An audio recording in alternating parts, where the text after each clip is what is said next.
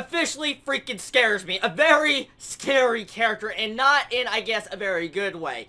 Now, I will say, very unexpected change of personalities this episode. I mean, the entire, I guess, episode focused on development of learning about the characters, the major side characters that we're going to be seeing work with Ogre in this entire series. Now, the major character I want to discuss is Newton. Okay, so Newton comes off right off the bat and kisses Jack. So at first, I thought Newton had some form of love crush to Jack. So I was like, okay, so Ogre, you can't be shipped anymore, and I kind of got upset with that. And then all of a sudden, freaking Newton comes over and French kisses Ogre, and I was like, what, am I watching Soccer Trick? That's exactly what I thought. I was like, is this freaking Soccer Trick? And then there's just, the way they animated the entire scene, I was like, what the hell? So, unexpected, kind of scared me as much as Ogre because it was just so far out there compared to what I thought Newton was going to be. I mean, Newton's a great freaking figure in history, so I didn't think of all character personality traits it would be something like that. And then Gandhi, of all things, I mean, Gandhi's a really awesome historical figure too. And then turning around to be, you know, a barrier, he's defensive, you know, in combat, and he turns around and uses a good freaking line saying, I'm not always going to be defensive when I'm outside of combat. And he's basically forcing himself on top of Ogre. I was like, holy crap. So, there was a lot of, I guess, character fan service pretty much this episode of trying to form bonds between the characters and getting to learn how they really act outside of combat. So far, I kind of find Gandhi and Newton's characters rather annoying. I want to be honest here. I'm not going to say they're shitty characters, but I don't like their entire character personalities. It's just not a character personality that really, I think, works in this type of series. They feel very unserious compared to what this series is for. I think the only true serious character in this series would have to be Jack. I really like Jack. He's a really good character. He's probably the major iconic, I guess, male character in this series, and I like what he stands for. Now, one thing, though, I will say, the character development was good this episode, yes. We got a couple other characters introduced, like Gallico, we got Vidocq. Now, Vidocq is awesome. Gallico, I love her little nickname, Galileo, but Gallico, I'm going to call her that.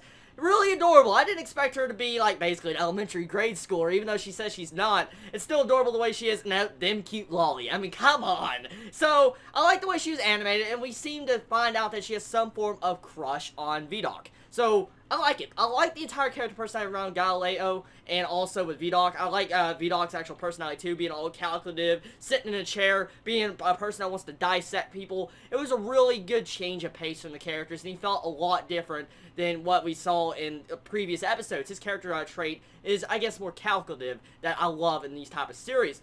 Now, Gallico, pretty much what I can see from her personality, she has pretty much a nice, good, cutesy type personality that will probably be a little major mascot to the series. That'll be just very moe. I can see that happening very soon because the way she acts.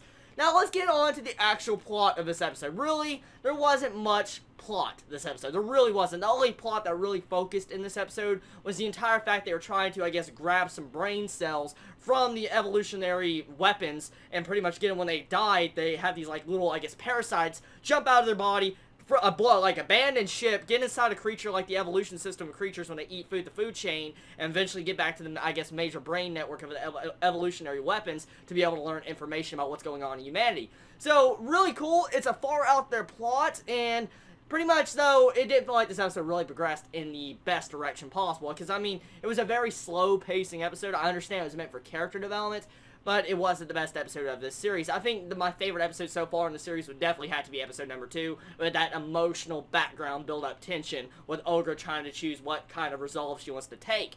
Now, there's a lot of Yuri-type scenes in this episode, I noticed. I mean, a lot of actual scenes of this freaking episode was just crazy Yuri. I mean, for one, I already covered Newton. We already know that.